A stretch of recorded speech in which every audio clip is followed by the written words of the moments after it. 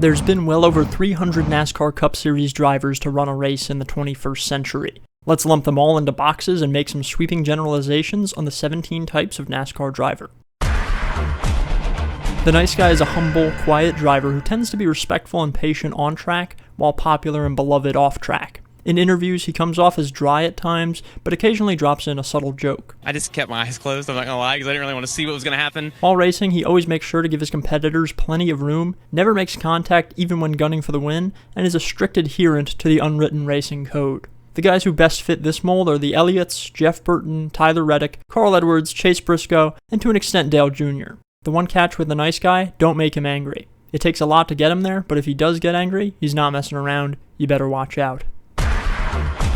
The bad guy is the exact inverse of the nice guy, impatient and selfish on track, while disliked and booed off track. That racing code that the nice guys hold so dearly, the bad guy has no care for it whatsoever. He doesn't care who you are, what position you're racing for, he'll put you straight in the wall if it comes down to it and he needs it. And good luck trying to pass him. He'll probably block you until you run off into the dirt.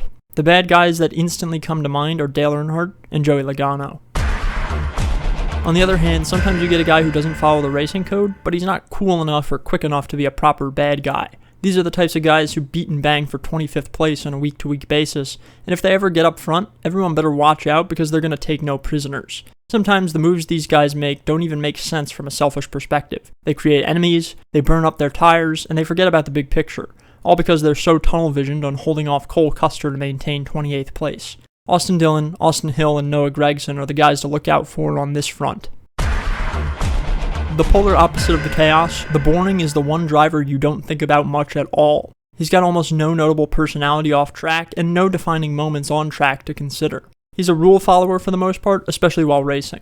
Maybe he wins a couple of races, or maybe he even wins many races, but every time he gets out of his car for his winner's interview, you fall asleep by the time he finishes his first sentence. He thanks the sponsors, the guys at the shop, and grabs the flag and puts up the number 1. Every single time. You probably feel happy for him, but not overjoyed. Let's just fast forward to next week when it's not a guy like William Byron or Martin Truex Jr. who won. Somewhere between the chaos and the nice guy lies the bold. For the most part, he's pretty popular, though not as popular as the nice guys.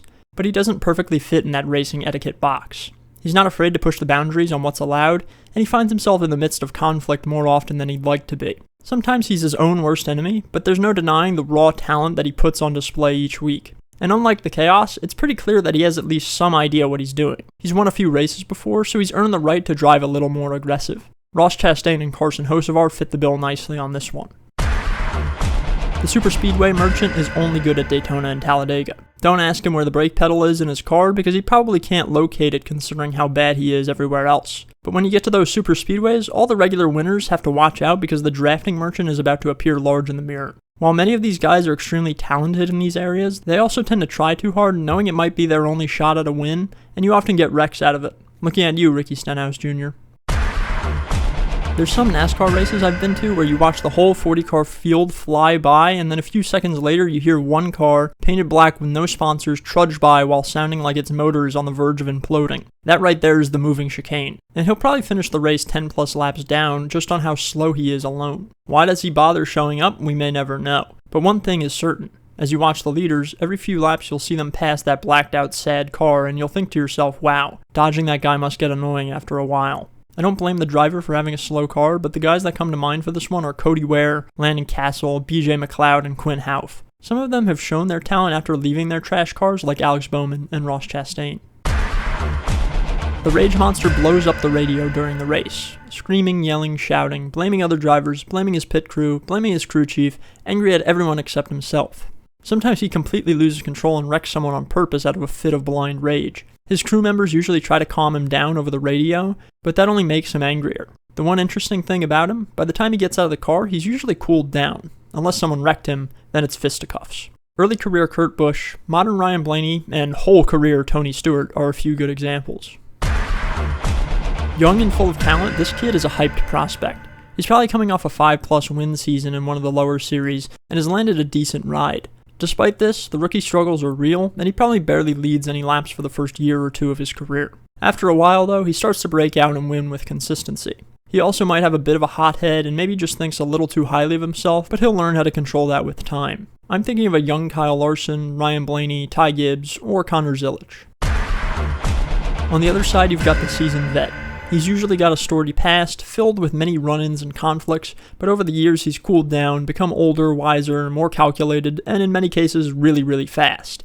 He's winning 3+ races per season, is constantly in the title fight, and his only weakness is probably road courses. For this one, I've got late career Denny Hamlin, Kevin Harvick, and Matt Kenseth in mind. Every now and then, NASCAR will welcome a foreigner into a full-time role, and they pretty much all have one thing in common. Great at road courses, not great everywhere else. Watching these guys trying to figure out how to turn left for 3 hours straight is quite entertaining, and you wonder how it's even possible that they're so good at the road courses and so bad at many of the ovals. For some of them, it's like they have some secret technique that the American mind can't even comprehend when the car rolls out onto the track. But at the ovals, they're just another sheep in the herd, getting tossed around in wrecks at the back of the field, or even crashing into jet drivers under caution. It's always fun when they run well at ovals, and I'm looking forward to the day one of these guys wins at an oval. That'll be a sight to see. The 3 big imports in recent memory are Juan Pablo Montoya, Marcos Ambrose, and SVG. Once in a generation, a driver will show up who's just so unbelievably purely talented that it blows you away. He wins so much that you instantly either become a fan or get bored of him winning. He takes the sport by storm, and if you're not a fan of him, every time he loses, you're thankful that he didn't have to watch him do a burnout again. His domination is unmatched and will be remembered for years to come, and everybody knows by the time he turns 30 that he's a Hall of Fame lock. In recent memory, Jeff Gordon, Jimmy Johnson, and Kyle Busch land in this bucket, with Kyle Larson having a foot in the door. The victim of crash after crash, the tough guy can't catch a break when it comes to big scary wrecks. He always finds himself in the middle of them, but even more impressively, he always seems to walk away unscathed. Even if he ends up with battle wounds, you already know he's going to be back racing as soon as humanly possible. It doesn't matter if he's got a broken leg, popped blood vessels, a head injury, whatever it may be, you know he's showing up again to race. While they're magnets for danger, it's actually in a weird way a good thing, because at least we know these guys can handle it. Ryan Newman and Ryan Preece are all too familiar with this one. Mr. Consistency loves scoring top 10s. He might not win very often, in fact he might not win at all, but it doesn't matter because of how consistent he is. He takes care of his car and his tires extremely well. He might not qualify that well, but over the course of the race he's constantly gaining positions and will work his way up to a good finish. He's a definite chase contender, but contending for the championship is probably out of his reach barring some extreme circumstances. He's always doing some gimmicky strategy to pull out a good result, and it usually works surprisingly. He might have to use some unconventional methods of racing on the track, like maybe hanging back at the Superspeedways to dodge wrecks, but in the end, he keeps his car clean and brings it home for the team. He's the type of guy that a small team loves to sign and build their program around. Chris Buescher and Eric Jones are a couple of good examples. One big problem with NASCAR, and racing in general, is how much getting a seat is relying on who you know rather than how much talent you have. These nepotism guys usually have family connections either straight to NASCAR or straight to some big company that's willing to follow them everywhere as a sponsor. This is where you get guys like Riley Herbst, a truly mid-driver, getting opportunity after opportunity because he's got the right connections with Monster Energy. Or more on the nose, you've got guys whose family owns the team like Austin Dillon and Cody Ware. These guys tend to have one thing in common outside of nepotism. They're not very good.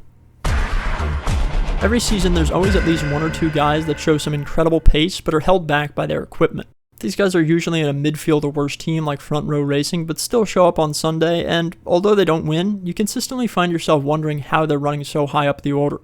If they just had a good ride, they'd probably be winning races every year, but for whatever reason, they'll probably end up just spending 15 years running in various backmarker cars. For this one, I'm thinking of Michael McDowell and AJ Allmendinger, or to flash back a bit, how about a guy like Ricky Craven or Sterling Marlin?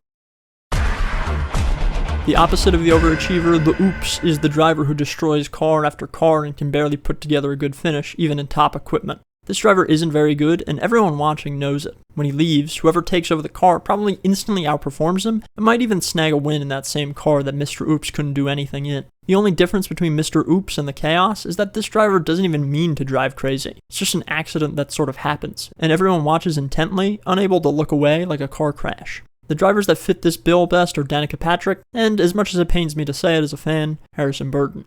So that's all 17 types of NASCAR drivers explained. Thanks for watching, everyone.